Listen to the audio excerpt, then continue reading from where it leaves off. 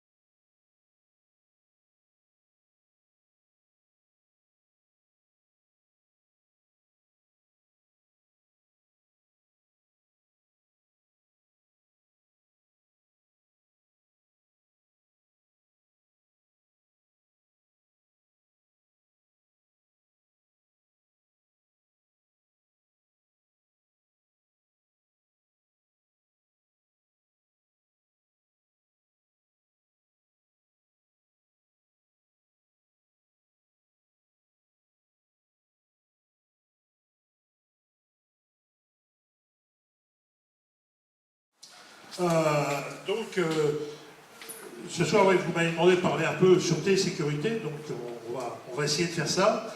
Je vais essayer aussi de ne pas être très long, de vous expliquer un peu les choses telles que je les vois aujourd'hui, et puis après qu'on passe plus à un échange avec vous, de manière à ce que si vous avez des questions, etc., puis qu'on passe plus dans quelque chose de plus interactif, ça sera plus intéressant pour tout le monde que d'écouter pendant trop longtemps quelqu'un. Un petit rappel quand même, d'abord sur la différence entre sûreté et sécurité, parce qu'il y en a plein pour qui c'est évident, il y en a d'autres, je crois que ça ne l'est pas. La sûreté, c'est tout ce qui est afférent à la protection et au fonctionnement de l'installation par elle-même. La sûreté, c'est le fait qu'une vanne ne va pas tomber en panne. La sûreté, c'est le fait qu'une soudure ne va pas casser. C'est aussi des agressions dites naturelles. Ça va être les incendies, les inondations, etc. Tout ce qui va faire qu'une installation nucléaire va avoir des problèmes par rapport à son propre fonctionnement, par rapport à l'outil, par rapport à la machine, et par rapport à des agressions naturelles, hein, les séismes, etc. Et donc, tout ce qui va être la sûreté va être diligenté, va être donc contrôlé par l'autorité de sûreté nucléaire, qui n'a rien à voir avec la sécurité. Et la sécurité, c'est les actes de malveillance, hein, c'est-à-dire que là, ce sont les agressions externes, mais volontaires. C'est important d'insister là-dessus parce que notre vocabulaire dans le nucléaire est exactement l'inverse dans d'autres industries, par exemple dans les services de transport. Vous verrez que les agents SNCF qui font de la sécurité, à notre avis, dans le nucléaire, eux, vous verrez dans le dos, c'est marqué sûreté SNCF, et vous verrez que dans l'aviation, quand on vous parle de sûreté, c'est tout ce qui a à faire des actes de malveillance.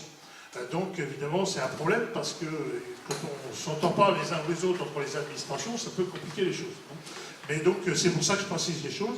L'industrie nucléaire prétend avoir raison. Je pense que c'est vrai parce que en fait ça vient avant tout de safety et de security. Donc safety, sûreté et security, qui est vraiment la sécurité. Et dans ce sens-là, au niveau de l'ONU, au niveau international, c'est bien dans cet esprit-là que c'est utilisé. Donc voilà pourquoi il ne faut pas mélanger les deux termes. Et souvent, très très souvent, on le voit dans les médias, l'un est utilisé à la place de l'autre et ça n'a pas la même signification. Donc voilà les deux ans. Donc en termes de sûreté, le point aujourd'hui, nos installations, on est importante d'abord sur le fait que à peu près toutes les installations nucléaires de France ont à peu près le même âge. Parce que tout a été décidé à peu près en même temps. Et donc on arrive, en gros, maintenant, à l'âge de péremption d'à peu près toutes nos installations. Et qu'elles soient les centrales nucléaires, les réacteurs, ou les installations dites du cycle, même s'il n'y a pas de cycle réellement, hein, mais dites du cycle, donc ceux qui vont être la conversion de l'uranium, l'enrichissement de l'uranium, qui vont être le retraitement, etc. Toutes ces installations, elles aussi, ont maintenant vieilli, et arrive à un moment donné, donc à un âge maintenant critique. Et donc c'est pour ça qu'on arrive à une phase là extrêmement importante en termes de sûreté. Et en particulier, on va avoir dans les mois qui viennent ce qu'on va appeler les VD, donc visite décennale, et on va arriver à la visite décennale numéro 4, donc 40 ans d'existence des réacteurs nucléaires. Le premier qui passera sa visite décennale, c'est le réacteur Tricastin numéro 1, parce que tout le monde dit toujours Fessenheim c'est la plus vieille. À quelques mois près, c'est pas vrai. Le réacteur de Tricastin numéro 1 est plus vieux que les réacteurs de Fessenheim. Et donc, en 2019, il y aura la première visite décennale, de la première VD4, pour une première série de visites qui pourrait permettre, à la demande de l'exploitant d'EDF, de prolonger ou non les réacteurs. Alors, ça vient interférer avec un deuxième processus qui a lieu en même temps, qui est les mesures génériques, c'est-à-dire toutes les mesures pour tout le parc nucléaire, pour pouvoir aller au-delà de 40 ans. Alors c'est là où c'est compliqué, parce que normalement, ces mesures génériques, elles devaient être données à EDF avant qu'on arrive aux 40 ans. Or, ça n'a pas été fait, ça a pris un retard considérable, et donc on va avoir deux choses qui vont se chevaucher là, dans les mois qui viennent, qui vont être d'abord les échanges techniques entre l'ASN et EDF sur comment on peut prolonger ou non les centrales nucléaires au-delà de 40 ans, alors qu'en fait, les mesures génériques, donc les mesures globales, générales, elles, finalement, vont être données à l'exploitant EDF que vers fin 2020, probablement 2021. Donc là, il y a un truc qui ne marche pas, tout le monde peut s'en apercevoir, mais évidemment, ça sera un passage compliqué.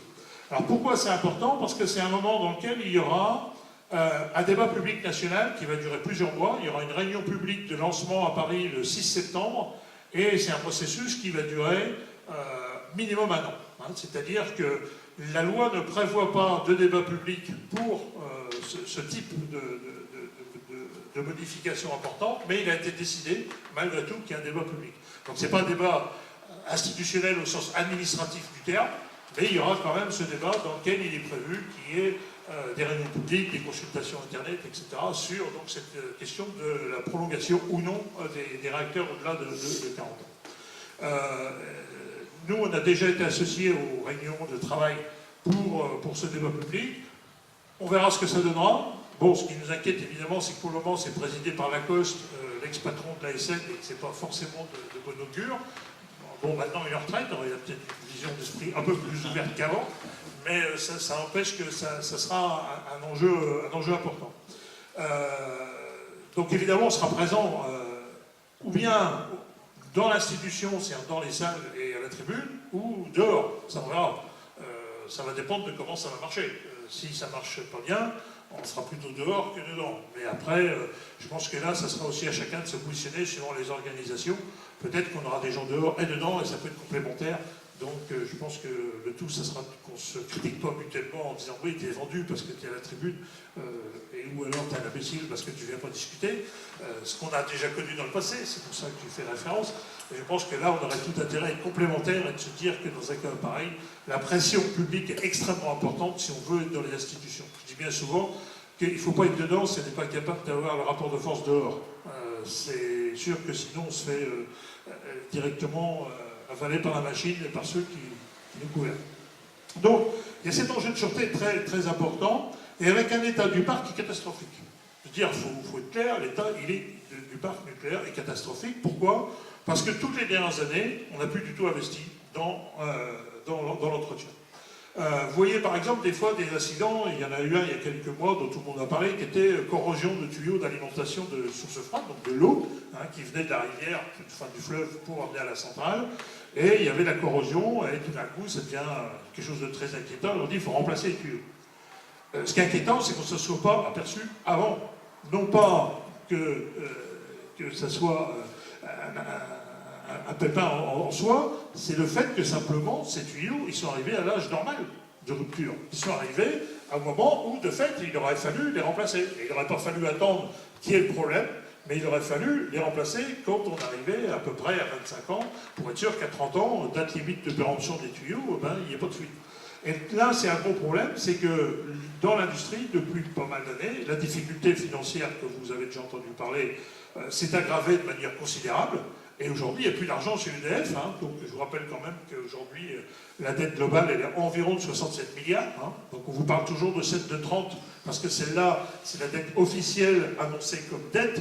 Mais il faut que vous rajoutiez ça à ce qu'on appelle les emprunts à très long terme, qui sont des emprunts qui aujourd'hui apparaissent pas dans la dette, parce qu'on considère qu'on pourra les subvenir à un moment donné. La réalité, c'est que quand on est un économiste, tout le monde sait que ce type d'emprunt devrait être intégré à la dette. Dans les entreprises classiques, quelqu'un qui a ce type d'emprunt le met dans la dette, et à ce moment-là, vous arrivez à 67 milliards. Donc on est dans une situation d'EDF qui est catastrophique aujourd'hui. Et comme donc ça fait longtemps qu'ils ont de moins en moins d'argent, et bien ça fait aussi longtemps qu'ils ne mettent plus d'argent dans l'entretien. Alors c'est donc une perte au niveau de la sûreté très importante, parce qu'il y a des quantités de pièces qu'il aurait fallu remplacer, qui n'ont pas été remplacées.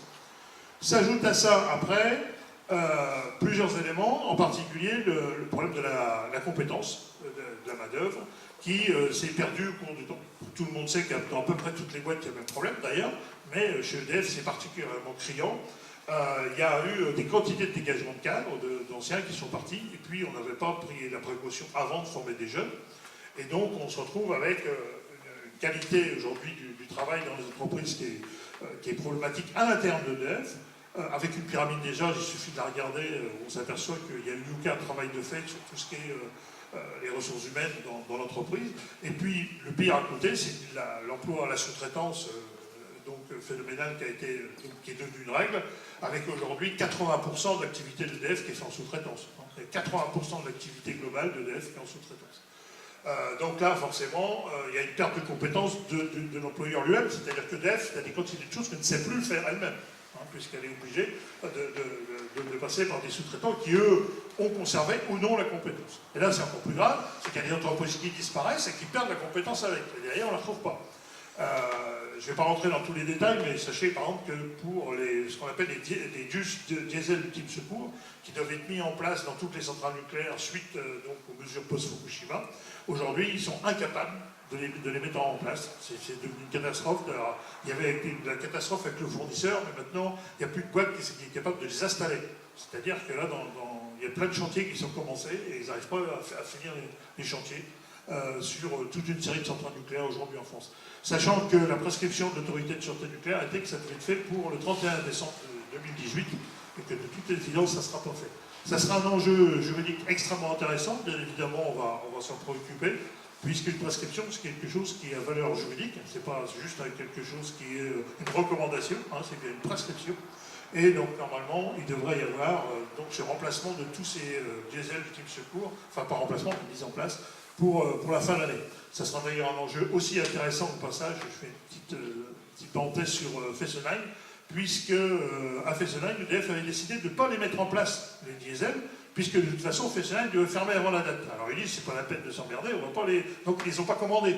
Donc ils ont décidé qu'il n'y aura pas de diesel du type secours à Fessenheim. Alors ça sera intéressant au 31 décembre, puisque de toute façon, théoriquement, aucun réacteur ne devrait fonctionner sans ces diesels de secours au 1er janvier prochain. Donc évidemment, on a préparé l'attaque juridique pour exiger la fermeture de Fessenheim. Bon, bien évidemment, il y aura des discussions à la fin de l'année, il y a des gens qui vont demander des dérogations, etc. etc. Et on sait ce qu'il en est devenu pour la cuve de Flamanville, auquel on reviendra tout à l'heure. Donc, problème de sûreté, problème de compétences, problème de sous-traitance, problème financier.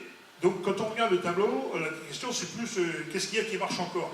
Et c'est vrai que aujourd'hui c'est devenu un problème énorme parce que on a un EDF qui continue de dire que tout va bien. La réalité c'est qu'il n'y a rien qui va bien et qu'en particulier l'endressement économique de l'entreprise ça passait par des clients.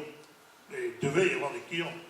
Alors, on se rappelle qu'en 2010 à peu près, 2012, jusqu'en 2012, on prétendait vendre 12 EPR en Afrique du Sud. Bon, il n'y en aura pas un, donc il n'y en a pas un qui a abouti. Il y avait 11 aux États-Unis qui étaient prévus. Alors là, il y avait des dossiers qui étaient très avancés. C'était vraiment quasiment signé qu'on allait les faire.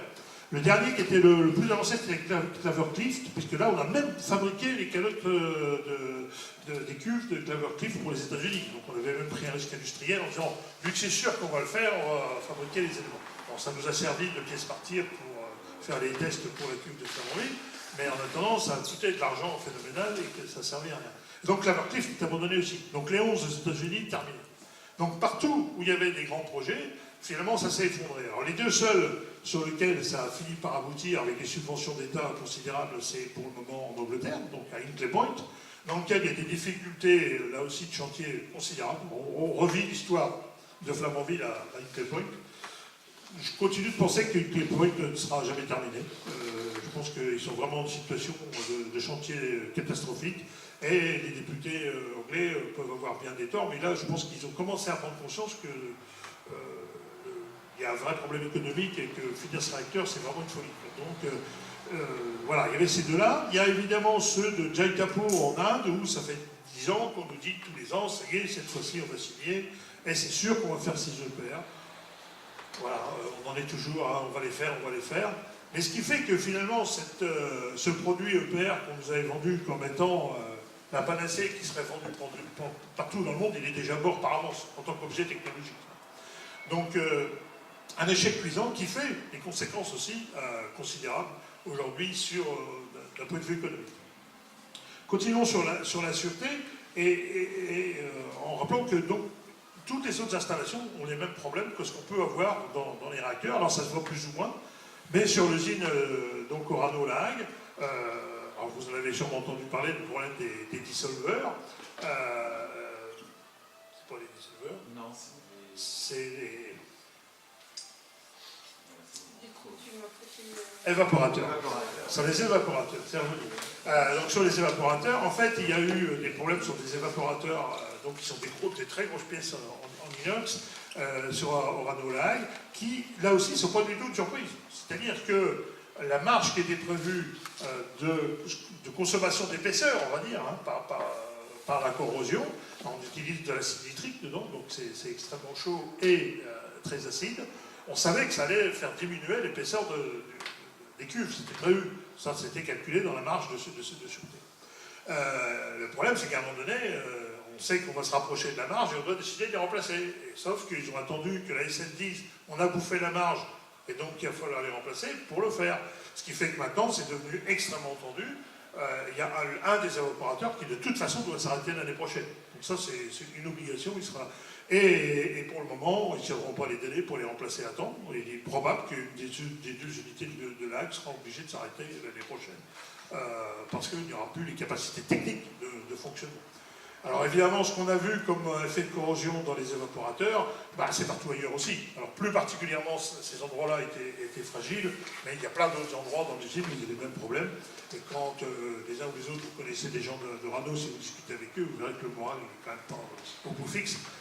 Parce que, évidemment, tout le monde voit bien que l'entreprise est en train de partir en cacahuète. Puis là aussi, il n'y a pas de nouveaux clients qui peuvent permettre de relancer les affaires. Alors vous verrez que Orano communiquera, parce qu'ils ont déjà un peu communiqué là-dessus, en disant ça y est, on a un contrat avec l'Australie. Alors l'histoire, c'est que les Australiens n'ont pas de nucléaire donc, au sens de production d'électricité. Ils ont un tout petit réacteur qui est gros comme la table là, qui est un réacteur Hosto, qui est un réacteur universitaire de recherche, qui sert aussi pour la médecine, qui est un tout petit réacteur, et ils ne savaient pas quoi faire de leur combustible. Au début, ils avaient prévu d'aller mettre ça dans un parc, mais les aborigènes se sont battus contre et donc ont gagné. Et il y a Orano qui a dit non, attendez, nous on va vous les prendre, etc. Alors c'est évident que, vu le type de produit que c'est, il n'y aura pas de recyclage du tout, ça ne sert strictement à rien de les amener ici, mais évidemment, comme le retour est prévu qu'en 2040, quand on raisonne en tant que politicien sur un mandat ou deux mandats, on envoie ça à La Hague, et comme ça, derrière, évidemment, on n'a plus à gérer le problème des déchets nucléaires, enfin des combustibles usés dans le stock. Donc vous verrez, le bateau, il est parti il y a 2 jours de Sydney. C'est le BBC Austria, qui est un bateau qui n'est pas tout à fait aussi pourri que celui qui avait fait un retour il y a quelques années, vous vous rappelez sûrement pour certains d'entre vous, mais qui n'est pas du tout un bateau type LF3, c'est-à-dire des bateaux qui ont des doubles coques, double radar, etc., qui normalement transportent les matériaux. Là, on a un bateau simple coque, c'est un bateau qui d'habitude transporte n'importe quel autre produit, et qui donc transporte actuellement 4 containers avec ses combustibles irradiés. Il arrivera à Cherbourg probablement aux alentours du 15 septembre. Voilà. Donc on verra si on en fait quelque chose, mais enfin toujours est-il que... Voilà. Alors Orano va sûrement communiquer pour dire regardez, les clients à l'étranger nous font confiance, de l'autre bout de la planète on nous amène des combustibles. Il faudra se rappeler à ce moment-là que ça correspond à peu près à 2 heures de fonctionnement de l'usine de La Hague. Que donc, évidemment, en termes économiques, c'est tout à fait relatif, puisque finalement, ça coûtera à Orano, ça ne rapportera rien, et que s'ils ont signé ce contrat, c'est avant tout pour dire, ouais, il y a encore des gens qui croient un petit peu dans ce qu'on fait. L'usine de La Hague, aujourd'hui, ne fonctionne plus en termes de clients étrangers qu'avec la Hollande. Il y a un réacteur, le réacteur d'EPZ, l'électricien hollandais, un Borssele, qui donc envoie 6 tonnes de combustible par an. Donc 6 tonnes à rapporter aux 1200 minimum que doit théoriquement l'usine avoir par an. Donc en clair, on est en pleine consanguinité, l'usine de La Hague continue de fonctionner uniquement parce que EDF envoie ses combustibles à La Hague. Enfin, ça ne fonctionne que parce que EDF met encore de l'argent dans le retraitement. Donc ça, c'était pour vous faire un état des lieux un peu de la sûreté et vous dire que tout ça, ça va pas bien. Et puis en plus, on ne voit pas ce qui pourrait faire que ça changerait. C'est-à-dire que quand on regarde ce que l'État a remis comme argent, les 4 milliards dans Orano, et les 3 quelque chose chez EDF, c'est que de la dette. C'est-à-dire qu'on met dans le trou.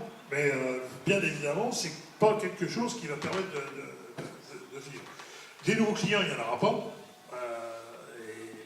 De toute façon, même en cherchant bien, je ne vois vraiment pas où on pourra en trouver. Donc, À partir de là, c'est extrêmement inquiétant parce qu'il n'y a aucune raison que la situation s'inverse.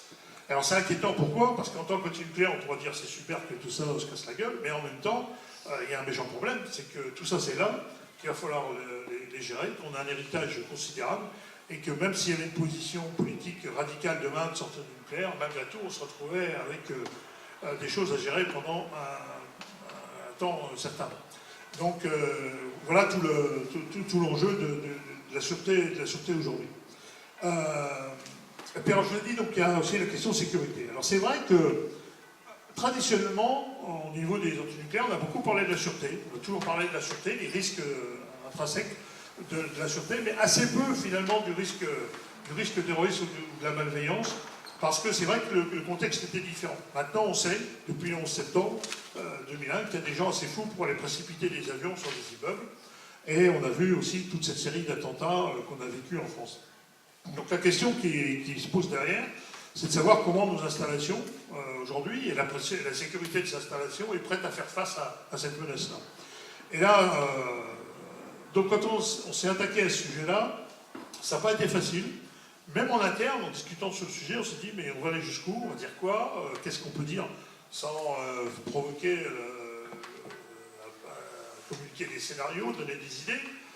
Comment on peut faire pour en parler et avec qui? Donc la première chose qu'on a fait, c'était de chercher des experts internationaux pour faire un rapport. Ils ont mis 2 ans et demi à le faire, alors que c'était prévu de le faire en 3 mois, parce qu'eux aussi ont trouvé le même problème. C'est-à-dire déjà, trouver les informations, c'est pas simple, et aussi, jusqu'où s'engager. C'est-à-dire en tant qu'expert international, jusqu'où je vais dans ce que je vais dire, qui va derrière pouvoir avoir des conséquences. Clairement, la tradition, on va dire, notre logique, notre éthique, était que tout ce qu'on avait à notre possession devait être rendu public. Historiquement, Greenpeace a toujours publié tout ce qu'on avait en notre possession, en considérant que tout ce qu'on avait devait être à la portée des citoyens. Et là, c'était la deuxième fois qu'on se posait la question. La première, ça s'est posé, c'était avec le survol des drones, en se disant, le premier rapport qu'on a fait faire à John Large, un expert anglais, c'est de dire, est-ce qu'on publie le rapport? Et là, le contenu du rapport nous posait un problème. C'est que, clairement, on donnait des recettes. C'est la première fois que ça se produisait. Et alors, c'était une grosse discussion interne pour savoir ce qu'on faisait. Et cette fois-là, c'était la première fois qu'on avait décidé de ne pas publier, de dire, on va le remettre aux autorités compétentes, en leur montrant qu'il y a un problème, qu'on sait qu'il y a un problème. On va communiquer malgré tout, en expliquant en partie ce que contenait ce rapport. C'est la première fois que ça se produit. Et là, ça s'est produit une deuxième fois. C'est-à-dire que là, on s'est retrouvé avec un rapport de 500 pages, dans lequel les experts ont jugé qu'il fallait aller très loin dans l'explication pour démontrer les possibilités. Et là, il y a des scénarios. Mais il y a des scénarios extrêmement précis. C'est quel type d'arme, où est-ce que je peux me la procurer facilement, et comment je fais un trou dans la piscine, etc. Et là, ça va très très loin. C'est-à-dire qu'il y a les angles de tir, les distances où il faut se mettre, etc., etc. Et de manière à ce que ça soit suffisamment convaincant, suffisamment clair, qu'à partir du moment où eux savent comment faire, n'importe qui d'autre peut faire des recherches et trouver la solution pour nuire de manière grave. Donc on n'a pas publié ce rapport. On l'a remis à 7 personnes. On a exigé de les remettre de main en main. C'est-à-dire qu'on n'a jamais pas accepté de le donner au planton au pied du ministère. On a dit que ce sera à la personne elle-même. Donc on l'a remis à 7 personnes. Alors on disait voilà un rapport, il y a 500 pages. Nous on trouve que la situation de la protection des centrales, enfin de l'ensemble des installations est calamiteuse. Maintenant, on ne va pas publier. Alors, on a fait une conférence de presse avec un petit résumé, dans lequel on a été assez loin quand même, parce qu'on voulait quand même démontrer que il y avait quelque chose dedans, parce qu'on pouvait aussi dire, oh, et vous ne le publiez pas parce qu'il n'y a rien dedans. Donc, il fallait quand même dire des choses. Alors, on a été assez loin, par exemple, en disant que clairement, aujourd'hui, on pouvait se procurer une arme de type RPG-7 assez facilement en banlieue de Lyon ou de Marseille, et qu'avec ça, on pouvait faire un trou de 3 mètres carrés dans des piscines d'entreposage du combustible irradié. Donc on a été assez loin quand on a dit ça, après on n'a pas été plus loin, mais on voulait quand même montrer que, voilà, il y avait des éléments, et on a montré aussi qu'il y avait des scénarios encore plus simples. Donc, selon notre habitude, évidemment, on a fait le rapport, on a publié le résumé, et puis notre espoir était d'obtenir une commission parlementaire. Dès le début, ça faisait partie de notre stratégie. Et puis on avait travaillé avec Éric Guéret, qui a fait le film que vous avez probablement vu les uns ou les autres sur Arte, sur la sécurité nucléaire. Si vous ne l'avez pas encore vu, vous devez absolument voir ce film sur la sécurité des installations en France. Et si vous ne trouvez plus, il est à 15 € sur le site de la FNAC, donc il y a moyen de le trouver. Et donc, on a travaillé avec Éric Guéret en parallèle avec le fait qu'on faisait le rapport, ce qui nous permettait de mettre en relief notre rapport. Et puis, on a décidé de faire des choses plus traditionnelles dans nos actions. Et donc, on a décidé, au moment où on faisait la publication, enfin la remise du rapport, on savait que le film a été programmé sur Arte, on a bien organisé tout ça. Et donc, c'est là où on a décidé d'aller faire le feu d'artifice que vous avez vu dans la centrale nucléaire de Cattenom, en disant, voilà, on va montrer qu'on peut vraiment y aller et que, voilà, après, ça nous a coûté les procès dont vous avez entendu parler. Après, on a continué en faisant la pénétration à nouveau sur la centrale de Cruas, sur lesquels les militants ont été marqués leurs mains sur les murs des piscines pour dire, vous voyez que c'est toujours atteignable. Après, plus récemment, donc, on a fait ce survol avec un Superman qu'on est venu cracher sur la piscine de Bugey. Et on ne va pas s'arrêter là, parce qu'on n'a pas l'intention de les laisser tranquilles. Simplement, ce qu'on veut, c'est vraiment que le dossier avance. La première étape où nous, on considère qu'on a avancé, c'était la création de cette commission parlementaire. La commission parlementaire, présidée par le président de la CLI de Gravelines,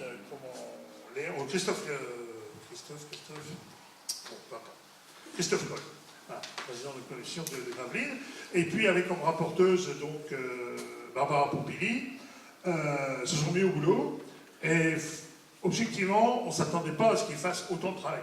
Alors après, on se posera la question de ce que ça donnera, etc., ça c'est autre chose. Eux, objectivement, ils ont fait un boulot considérable. Ils ont fait des dizaines d'heures d'audition, ils ont été visiter les installations, ils ont posé les bonnes questions. Bon, le fait qu'ils nous aient demandé à nous d'ouvrir le bal, on va dire, parce que dès la première audition du premier matin où il était, et il n'était pas prêt, il nous avait dit vous clôturerez. Et puis finalement, entre deux, c'était plus possible, il n'y avait plus le temps. Moi, j'ai renvoyé un mail à Pompili, puis j'ai dit écoutez, vous nous avez dit, puis bon, ça sera peut-être bien que, vu qu'on était assez acteurs de tout ça, et donc c'est quand même Greenpeace et Wise ont fait la conclusion des auditions à la fin. Donc c'était quand même assez intéressant. Le rapport, on peut évidemment le lire de plein de manières, parce qu'un rapport parlementaire, c'est toujours très lisse, et c'est toujours avec des mots choisis qui font qu'on ne fâche personne. Donc on pourrait dire, les recommandations, elles sont faiblardes. La réalité, c'est que nous, on considère vraiment que le rapport, il est énorme. Il est énorme. Dedans, il y a des choses extrêmement précises. Il y a quand même un état des lieux. D'ailleurs, on a vu la réaction d'EDF et tout le monde a crié au scandale en disant oui. Bon. Il y a un état des lieux au niveau de la sécurité qui montre vraiment que la situation est catastrophique. Donc nous, là, maintenant, la suite, c'est qu'on relance évidemment un tour complet de tous les responsables de la sécurité en France. Donc là, on a des rendez-vous qui redémarrent en août. Donc on va rencontrer le HLDS, donc, aux fonctionnaires de défense et de sécurité, qui est la sécurité auprès du ministère de l'écologie et qui, eux, qui sont vraiment en charge d'installations nucléaires. Les services du Premier ministre, on va rencontrer le COSEN, la coordination de gendarmerie, de sécurité des centrales au niveau national, etc. Et donc maintenant, on leur dit voilà, alors, on vous a donné un rapport, il y a tout ça, maintenant, vous faites quoi? Il y a quoi comme mesure? Ce qu'on sait, c'est qu'il y a déjà des mesures de prise. Et ce qu'on sait, c'est que c'est pas suffisant, que c'est pas simple que nous, on voudrait qu'ils soient prises. Mais par exemple, c'est tout bête, ils ont exigé que la première clôture des centrales nucléaires ait des détecteurs de présence. Parce qu'ils sont aperçus qu'il y a un gros problème, c'est que ils s'aperçoivent tellement trop tard qu'on est à l'intérieur que le temps qu'ils réagissent. Donc ils ont exigé de la part d'EDF de mettre ça. Alors, bon, ça va coûter la bagatelle de 370 millions à EDF que de mettre en place ces trucs-là. Voilà, donc l'Artoise est en train d'augmenter. Donc je ne vais pas vous dire que c'est la stratégie choisie, mais bon, tout le monde aura compris qu'aujourd'hui, ce qu'on veut, c'est que EDF soit demain obligé de faire des choix quant à ce qu'elle va continuer de faire ou de ne pas faire. Et qu'à partir du moment où on a une situation économique désastreuse, plus on va rajouter des frais sur l'Ardoise, et plus ils seront bien obligés de faire des choix. Et donc là, clairement, on a déjà obtenu une partie de ce qu'on voulait sur l'Ardoise. Par contre, là où il faut que ça avance, c'est sur la défense passive. C'est-à-dire qu'il y aura beau mettre 10 gendarmes de plus, il y aura beau mettre des détecteurs de plus, s'il y a un mec qui prend un RPG, qui tire à partir de l'extérieur, ils ne pourront rien faire. Donc, clairement, il faut que l'installation elle-même, de manière passive, puisse résister à une chute d'avion, résister à des agressions externes type roquette. Et pour ça, il faut vulgariser les piscines. Donc pour ça, il faut mettre le pognon, et il faut y aller. L'évaluation qu'on a fait dans le premier rapport de Weil, c'était 500 millions par piscine. Hein, donc il y en a 58 sur les réacteurs, et il y en a donc 64 au total en comptant celle de La Hague et de Cadarache. Donc il faut, on disait 500 millions. À l'époque, Jacques Ropussard, qui était le patron de l'IRSN, avait dit « Votre chiffre n'est pas déconnant ». Alors depuis, on a refait une évaluation, et on est arrivé entre 640 millions et 1,3 milliard par piscine, suivant les sites. Et là, ils disent « Bah oui, ça doit être à peu près ça ». Donc, c'est clair qu'il y a un investissement considérable à faire, et c'est pour ça qu'on ne va pas les lâcher sur cette question.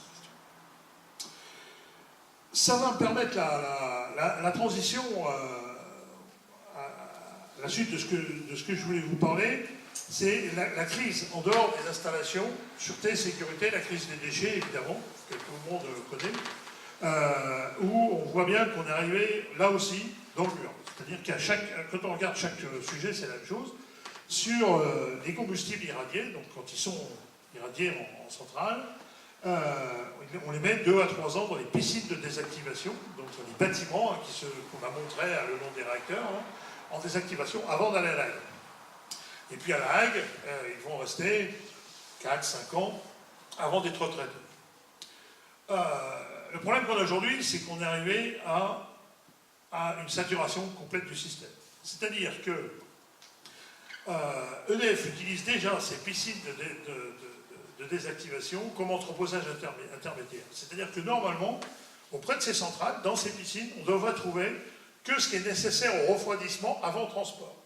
En réalité, comme il y a plus de place, EDF utilise des paniers supplémentaires pour mettre du combustible qu'elle entrepose là. Pourquoi? Parce que tout le temps que ce n'est pas sur le train ou sur le camion, ça ne coûte rien.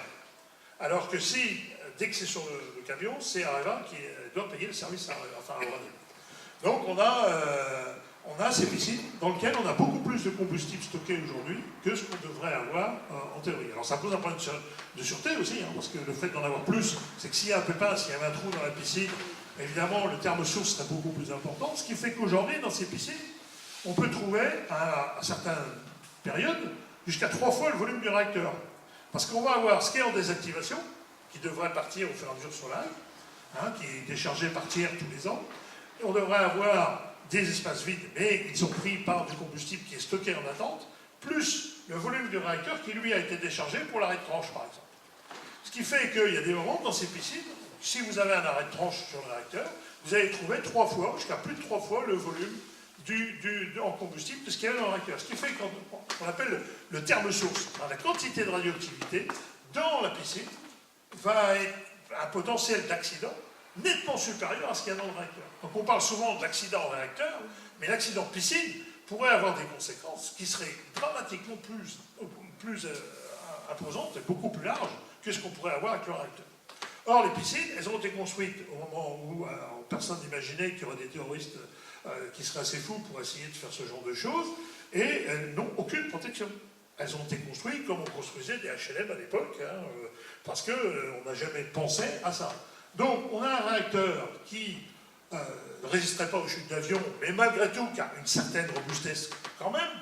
Les réacteurs de 100 MW, on a quand même donc, ce béton armé plus un liner, donc une tôle d'acier à l'intérieur. Les 1300 MW comme à Flamanville, on a une double enceinte, c'est-à-dire qu'on a 2 enceintes de béton successives. Alors, évidemment, c'est que dans certains cas, certains avions, ça ne résisterait pas, mais malgré tout, il y a une certaine résistance. Mais les piscines, il n'y a rien, strictement rien. Le toit, il est en tôle, et les murs, on a dit qu'il faisait 30 cm d'épais, on maintient notre chiffre de 30 cm d'épais, c'est dans un rapport de l'IRSN. Alors, ils ont essayé de jouer sur le fait que oui, mais pas partout, machin, etc. Ce qui est vrai, dans la partie basse, à certains endroits, c'est plus épais, puis il y a des endroits où il y a plusieurs épaisseurs. Mais la réalité, c'est que tout le monde sait que ça ne résisterait pas à une roquette. Aujourd'hui, ces piscines ne sont pensées qu'en termes de sûreté, comme je vous disais tout à l'heure. C'est-à-dire, sûreté, c'est quoi? Problème de tubulure, par exemple, une rupture de tubulure qui ferait que ça se viderait. Problème de siphonnage, c'est-à-dire que de l'eau se mettrait à sortir par les systèmes de circulation d'eau, par exemple. Donc un problème de sûreté. Mais ce qu'on a prévu, c'est une fuite de 2 cm². Parce qu'on a prévu que ça puisse que c'est un problème de sûreté. Un tremblement de terre aurait pu faire rompre un tuyau. Mais on n'a jamais prévu la sécurité. Sauf que si pour du coup vous faites un trou de 4 mètres carrés dedans, ça change tout. La piscine, elle se vide instantanément. Le pire des scénarios, ça serait au milieu. Pourquoi? Parce que là, on aurait le bas des combustibles qui serait dans l'eau et l'autre la partie extérieure qui, elle, commencerait à fondre. Donc on aurait un feu de combustible qui se passerait en surface et une décomposition de l'eau en dessous qui ferait que ça fabriquerait de l'hydrogène. Vous vous rappelez sûrement de l'histoire du réacteur des piscines de Fukushima, dans lequel la décomposition de l'eau fait que, vu que ça brûle l'oxygène, ça dégage de l'hydrogène. Et au-dessus de 4%, ça pète. Donc si vous avez décomposition de l'eau dans la piscine, vous écalez la piscine et vous avez 3 volumes de cœur de réacteur directement à l'air libre, ce qui fait qu'on peut arriver à des dimensionnements d'accidents majeurs qui soient jusqu'à 10 fois ce qu'on a connu à Fukushima. Donc les conséquences pourraient être évidemment catastrophiques. Voilà, donc sur les combustibles, saturation dans les piscines d'EDF et saturation à l'AG. À l'AG, aujourd'hui, on avait des piscines qui étaient faites au début pour un certain tonnage et puis on a augmenté l'autorisation parce qu'on a appelé un raccage, une réorganisation des combustibles, et on dit que c'est autorisé 14 000 tonnes. Alors ça c'est vrai, sauf qu'une fois que vous avez retiré les espaces utilisés par ce qu'on appelle les NAFER, les systèmes donc, de refroidissement, de filtration, quand vous regardez les allées nécessaires à la sûreté, parce qu'il faut que ces paniers avec des combustibles puissent circuler, etc., et bien finalement vous arrivez à un maximum de 11 000 tonnes, 11 000, 11 200 tonnes. Et bien aujourd'hui, il y a plus de 10 000 tonnes de combustible dans les piscines de l'AG. Ce qui fait que les piscines sont pleines. Et le problème, c'est que l'usine, aujourd'hui, retraite entre 1000 et 1050 tonnes par an. Mais EDF envoie à l'AG 1200 tonnes. Ce qui fait que tous les ans, on rajoute 100 à 150 tonnes de combustible supplémentaires dans la piscine qui seront non retraités. En clé, on arrive au bout. C'est-à-dire que là, les piscines elles sont arrivées à un moment donné à être pleines. Alors, il ne faut surtout pas arrêter l'usine même 6 mois, enfin, pour eux, évidemment, il faut l'arrêter, mais parce qu'on se retrouve dans une situation où on ne sait même pas où on peut poser les combustibles. C'est-à-dire que ça générerait l'arrêt des réacteurs. On se retrouve dans une situation où il y a vraiment un blocage. C'est pour ça qu'il y a ce projet de piscine centralisée d'EDF au centre de la France, à Belleville, où EDF voudrait construire une piscine d'entreposage de combustible. Donc une piscine donc, de 2 fois 5000 tonnes, de 2 bassins de 5000 tonnes, donc à côté de la centrale nucléaire de Belleville. Ça aussi, ça va faire l'objet d'un débat public qui aura lieu très probablement fin d'année, début d'année prochaine, donc sur ce projet. Nous, on est totalement opposés à ce projet, au-delà même d'être anti-nucléaire, le projet en lui-même est une aberration, parce que même pour le combustible existant, nous, on est pour le stockage en voie sèche, c'est-à-dire surtout les sorties de piscine, parce que c'est passif. Alors que si on les laisse en piscine, on se retrouve avec toujours un problème obligé d'avoir de l'eau, obligé d'aller là s'il y a un trou, évidemment on la perd, obligé d'électricité en permanence pour faire circuler cette eau pour qu'elle refroidisse, alors qu'il existe des solutions d'entreposage de ces combustibles en voie sèche, ce que font la totalité de tous les pays qui n'ont pas de retraitement, en particulier les États-Unis. Et aux États-Unis, Orano a une magnifique plaquette papier glacé dans laquelle elle explique qu'il y a une meilleure solution pour les combustibles irradiés sortant de centrales. Ce n'est pas le retraitement, c'est l'entreposage en voie sèche. Et d'ailleurs, c'est ce qu'ils vendent là-bas. Ils vendent des conteneurs qui vont, donc des TL26 et TL24, qui sont des conteneurs sur lesquels on peut stocker en voie sèche. Voilà, donc, saturation complète des combustibles. Donc, en conclusion, puis après, j'ai dit que je ne serais pas très long, je suis déjà très long. Je voulais vous dire qu'il va y avoir donc, dans les mois qui viennent des éléments importants. Il va y avoir ce débat sur la VD4, donc sur l'histoire de la prolongation des réacteurs. Ça va vraiment être un enjeu très important et qui va être un débat national. Parce que c'est pas parce que la première sera Tricastin, il y aura ce débat sur la VD4 qui va durer plusieurs mois, il y aura des réunions publiques, etc.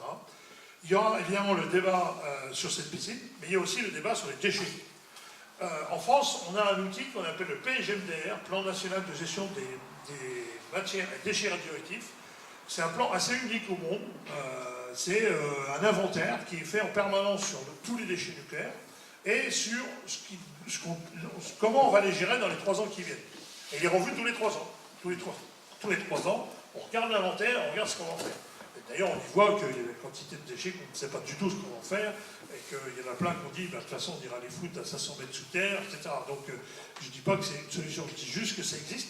Et donc, cette fois-ci, il y aura un débat national, et il est prévu sur plusieurs mois, probablement, il parle de 4 à 6 mois, qui aura lieu sur les déchets nucléaires. Et évidemment, aux alentours de là, on va évidemment être concernés, puisque les déchets de plus haute activité, les déchets vitrifiés sont ici et encore pour des dizaines d'années, et tous les autres types de déchets qui seront là. Donc ce débat national, théoriquement, est prévu à partir du début octobre jusqu'en mars. Il y en a déjà qui parlent qu'elle sera peut-être reportée en janvier. Dans tout état de cause, il y aura ce débat national sur les déchets nucléaires, qui sera un moment aussi important. On va se concerter, nous, avec les copains de Bure aussi, évidemment. On a prévu, on devait se voir en fin juin, ils étaient débordés aussi, mais on va se voir en août pour voir avec eux comment on va, au niveau de l'ensemble des gens qui se battent sur le terrain, et les associations, pour voir comment on va pouvoir s'organiser collectivement pour que, dans le cadre de ce débat, on ait des positions communes, même si on a des stratégies différentes, etc. Donc on va se caler sur cette question des déchets. Donc plein d'enjeux extrêmement importants dans les mois qui viennent. Voilà, je vais m'arrêter là, puis on va passer aux échanges. Et l'EPR Ah oui, je devais parler de l'EPR aussi. Allez, je vais dire un mot quand même de l'EPR. Non, donc l'EPR, comme je disais, en objet technique, il est mort. Bon, simplement, on va pas rappeler tout, mais comme vous le savez, quand les députés votent ce qu'on appelle la PPI, la loi pluriannuelle d'investissement sur l'électricité en 2004, ils votent sur 2,4 milliards. C'est-à-dire que notre représentation nationale, quand on leur dit que ça serait bien de faire un EPR, ils votent sur 2,4 milliards.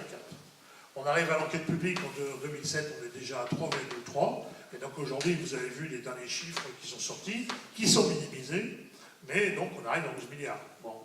On est sûr que c'est au moins 1 milliard de plus. Pourquoi? Parce qu'ils ont fait des glissements aussi budgétaires. Par exemple, il y a besoin à Flamanville d'un centre de crise à cause des mesures post-Fukushima. C'est un énorme blocos dans lequel on peut piloter la centrale en cas d'accident grave, etc., qui est construit à l'entrée de Flamanville. Pour ceux qui connaissent, c'est un grand bâtiment où ils ont mis une nouvelle cheminée avec des croisillons comme ça, antisismiques. Ce gros blocos, là, c'est le centre de crise. Et bien, ils ont trouvé le moyen de mettre ça sur le budget de Flamanville 1 et 2, en disant, puisque de toute façon, ça va servir pour les 3. Comme ça n'apparaît pas dans le budget de l'EPR. Donc c'est pour vous donner des types d'exemples de choses qu'on a fait glisser comme ça pour pas non plus complètement encore continuer d'exploser la facture. Échec industriel complet, tout le monde le sait. Je veux dire, les difficultés, on se rappelle. Premier tir de mine, il balance des cailloux avec les mines sur les réacteurs d'à côté. Le truc est arrêté au bout de 2 jours. Le tunnelier, tout le monde se rappelle, il se casse les dents sur le noyau de fer. Le tunnelier il est mort, il faut en ramener un autre et du coup tourner autour de la mine de fer, alors que toutes les cartes géologiques étaient disponibles, etc. Premier béton coulé, il est mort parce que les mecs ne savent plus couler de béton. Les ferraillages, ils ne sont plus alignés. Le pont polaire, les supports du pont polaire, il a fallu tous les reprendre. C'est un peintre qui s'aperçoit que les soudures sont mortes, enfin, etc., etc. Le pont polaire, premier coup, qui met le moteur en route, on y éjecte un engrenage qui percute le liner qu'il a fallu reprendre, enfin, etc., etc. Bon. Et maintenant, on est donc aux soudures du circuit principal secondaire, sur lequel, donc, c'est des soudures qui étaient théoriquement ce qu'on appelle exclusion de rupture, c'est-à-dire qu'il fallait que la démonstration de la fabrication des tuyaux et des soudures soit suffisamment robuste pour démontrer que la rupture était impossible. Bon, c'est le principe de l'exclusion de rupture. Alors, EDF a tendance à tout mettre dans l'exclusion de rupture, et en disant que ça, on n'aura pas à démontrer derrière quoi que ce soit. Le problème, c'est que les Gus qui ont soudé ça, on leur a jamais dit que c'était pour le nucléaire à la base. Voilà. Donc ils ont soudé ça à l'arc, pour ceux qui savent ce que c'est. Ils ont pris un moustiki, comme on dit, puis ils ont soudé à l'arc. Voilà. Donc bien évidemment, on ne peut pas le souder comme ça. Il fallait souder ça avec un automate, évidemment avec un soudure argon, et avec un tungstène autour. Voilà, pour ceux qui connaissent aussi, ce qui n'a strictement évidemment rien à voir. Donc tout est mort. Et donc on se retrouve avec aujourd'hui plein de soudures à reprendre. Et donc avec l'annonce qu'il va falloir 1 an pour arriver à clôturer ça. On nous dit, l'IRSN, c'est déjà que c'est au minimum 2. Bon, je veux dire, c'est clair que c'est une catastrophe. C'est des bouts de tuyaux qui sont inaccessibles, des soudures qui ne pourront pas mettre le robot dessus. Donc il faut recouper pour ramener ça en usine, pour refaire, pour ramener. Enfin, c'est un cauchemar. Mais il y a encore beaucoup de soudures qui ne sont pas contrôlées en dehors de ce circuit-là. Et il y a beaucoup d'essais individuels des équipements qui ne sont pas encore faits. Donc on n'est pas au bout des surprises, hein. Ça va continuer, il n'y a pas de raison.